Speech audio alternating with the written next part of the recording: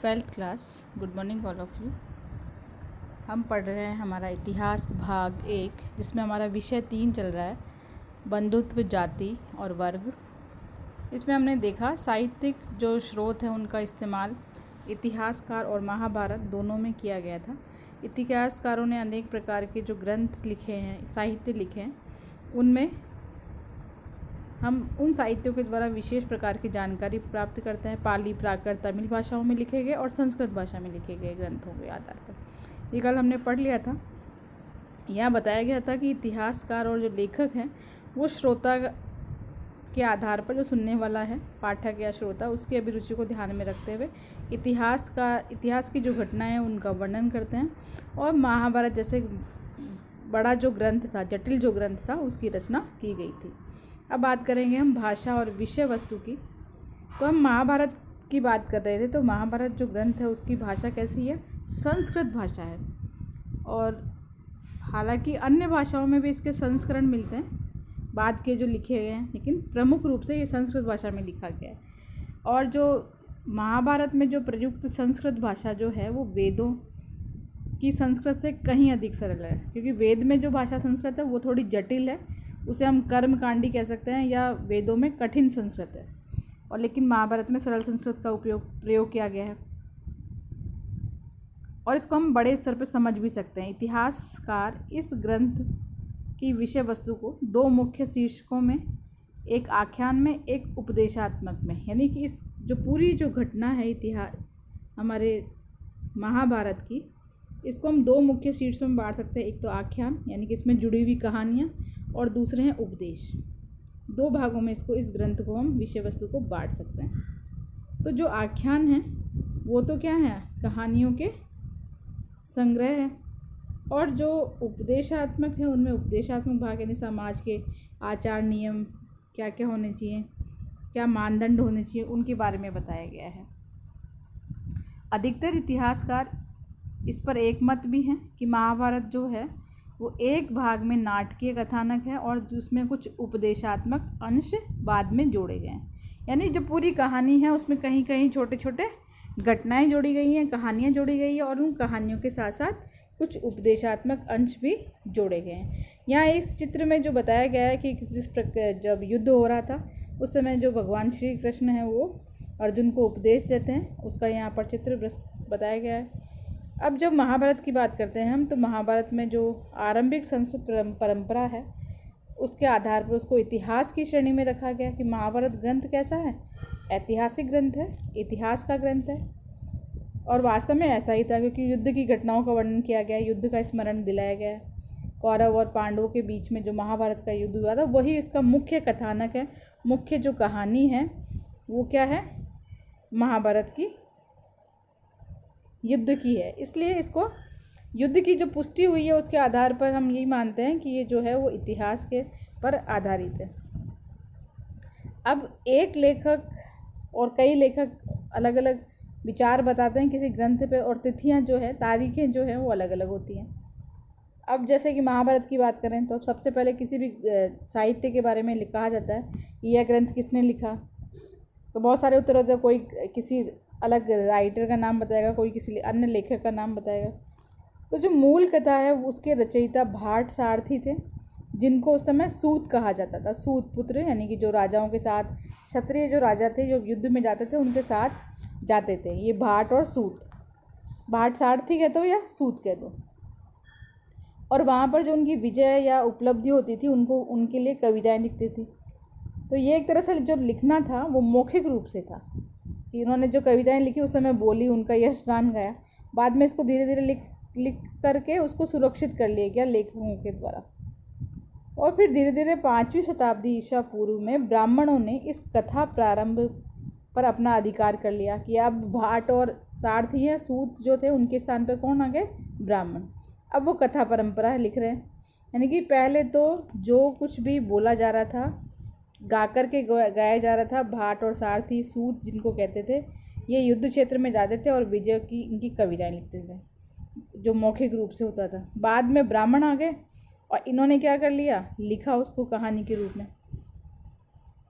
और जब कुरु और पांचाल आए तो महाभारत की जो कहानी थी उसमें राजतंत्र के रूप में ये जो कहानी थी वो सामने आई और राजा अपने इतिहास को अधिक नियमित रूप से लिखना चाहते थे, यानी कि कहानी पूरी तरीके से लिखी जाए और पुराने सामाजिक जो मूल्य थे उनके स्थान पर नवीन मानदंडों की या नए नियमों की स्थापना की जाए। तो कहानी में उसी प्रकार का वर्णन फिर किया गया है। लगभग 200 ईसा पूर्व और 200 ईस्वी के बीच इस ग्रंथ का रचना काल, यानी इसका जो समय है कि ये किस समय लिखी गई थी, 200 ईसा पूर्व से 200 ईस्वी में एक चरण तो ये माना जाता है। और विष्णु देवता की आराधना उस समय प्रभावी रही तथा श्री कृष्ण जो कि महाकाव्य के एक महत्वपूर्ण नायक भी हैं, इसमें उनको विष्णु का ही रूप बताया गया। और कालांतर में फिर थोड़ा इसका समय फिर परिवर्तित किया गया कि भाई 200 ईसा पूर्व से 400 ईस्वी के बीच में मनुस्मृति में जितने भी उपदेशात्मक जो ग्रंथ थे, उपदेशात्मक प्रकरण जो थे, कहानियाँ जो छोटी छोटी थी उपदेश वाली मनुस्मृति में, उनको फिर महाभारत में जोड़ दिया गया। और धीरे धीरे इसमें क्या हुआ, परिवर्धन हुआ, यानी इसका विकास हुआ, इसमें और अधिक चीज़ें बढ़ने लगी। तो प्रारंभिक जो रूप था वो तो 10,000 श्लोक थे, लेकिन धीरे धीरे मनुस्मृति और अन्य जो आख्यान और उपदेशात्मक जो जोड़े गए, इसमें संकलन किए गए, उनसे इसकी जो संख्या थी वो 1,00,000 श्लोक से भी अधिक हो गई। तो एक तरह से ये जो ग्रंथ था वो बृहत हो गया, बड़ा हो गया। और इसके जो रचयिता थे वो कौन माने जाते हैं, व्यास जो ऋषि हैं हमारे, वो इसके लिखने वाले राइटर या जिसको हम कहते हैं रचनाकार, रचयिता, वो कौन है, ऋषि व्यास जी। तो पहले कितने थे, 10,000, लेकिन बाद में कितने हो गए, 1,00,000 से भी अधिक संख्या हो गई इसकी। और ये इसलिए मानना है कि 200 से 200 ईस्वी के बीच में तो केवल सामान्य रूप से इसको लिखा गया था कि कृष्ण का एक अवतार था और इन्होंने जो सहायता है वो अर्जुन की। बाद में 200 ईसा पूर्व से 400 ईस्वी में मनुस्मृति के कुछ प्रकरण जोड़े गए। तो ऐसे है कि ये जो ग्रंथ है वो कैसा हो गया, बृहद हो गया, बड़ा हो गया। और इसके जो रचयिता थे वो कौन थे, हमारे ऋषि व्यास जी थे। अब महाभारत जो ग्रंथ है उसमें अन्य किसी प्रमुख महाकाव्य की भांति युद्ध, वन, राजमहल और आसपास की जो बस्तियां थी उन्हीं का जीवंत चित्रण है, वास्तविक चित्रण है। 1951-52 में जो हमारे पुरातत्ववेत्ता थे बी लाल, मेरठ जिले हस्तिनापुर नामक एक गांव का उत्खनन किया, क्योंकि हस्तिनापुर कौरवों की एक राजधानी थी। तो जो इन्होंने 1951-52 में जो खोज करता थे हमारे बी लाल, इन्होंने जो खोज की हस्तिनापुर की, और एक तरह से ये सहयोग मात्र भी था कि गंगा के ऊपरी दोआब का जो क्षेत्र था, यानी जो हरा भरा क्षेत्र था गंगा के आसपास का, तो वहाँ पूरा स्थल होना चाहिए, उस आधार पर उसकी खोज की गई। और कुरुओं की जो राजधानी थी हस्तिनापुर, जिसका उल्लेख हम महाभारत में पढ़ते हैं, वही यह स्थान है। इसके बारे में कुछ साक्ष्य बताए इन्होंने।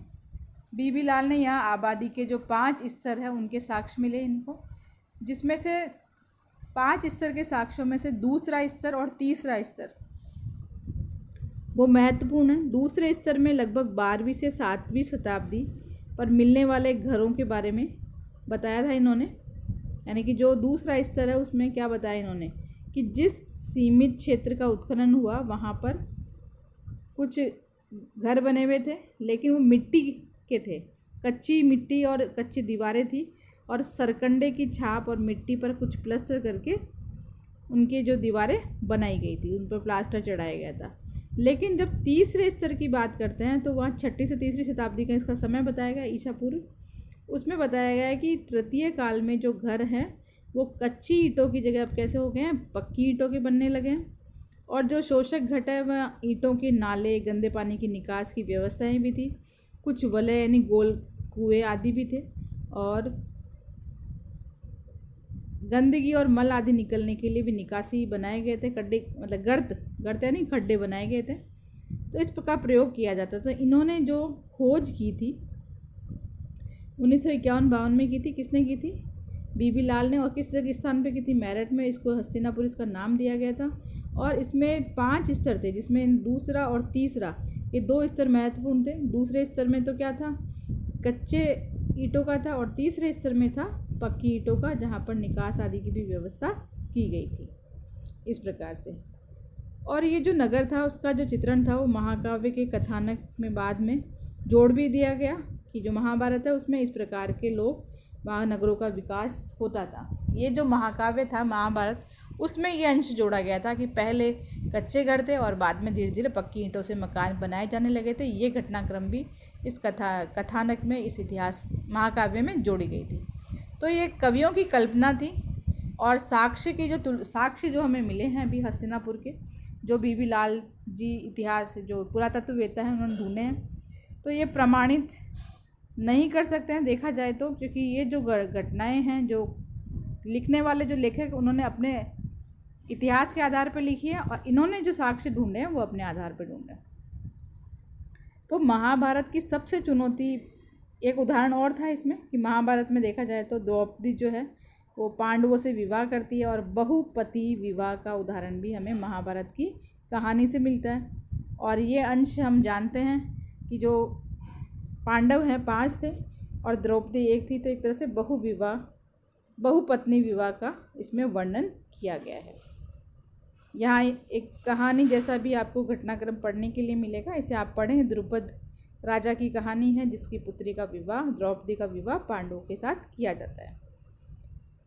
तो वर्तमान इतिहासकार सुझाव देते हैं कि लेखक जो हैं हमारे, जो व्यास जी लेखक जो थे महाभारत के रचयिता, उन्होंने बहुपति विवाह के संबंध में चित्रण किया और हमें बताया है कि उस समय इस प्रकार की विवाह की जो प्रथा थी वो मौजूद थी,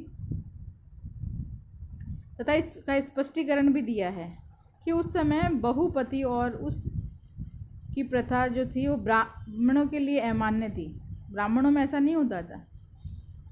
और कुछ इतिहासकार ये बताते हैं कि उस समय ब्राह्मणों की दृष्टि से बहुपत्नी प्रथा अमान्य था, अवांछित था, उनके लिए नहीं था, बल्कि हिमालय क्षेत्र में ये प्रचलन आज भी है कहीं कहीं, क्योंकि युद्ध के समय स्त्रियों की कमी हो गई थी। तो स्त्रियों की कमी होने कर बहुपति प्रथा अपनाया गया, यानी कि एक पत्नी बहुत सारे पतियों के लिए हो सकती है, जिसे हम बहुपति कहते हैं। इस प्रकार से आरंभिक स्रोत में इस तथ्य की पुष्टि करते हैं कि बहुपति जो प्रथा थी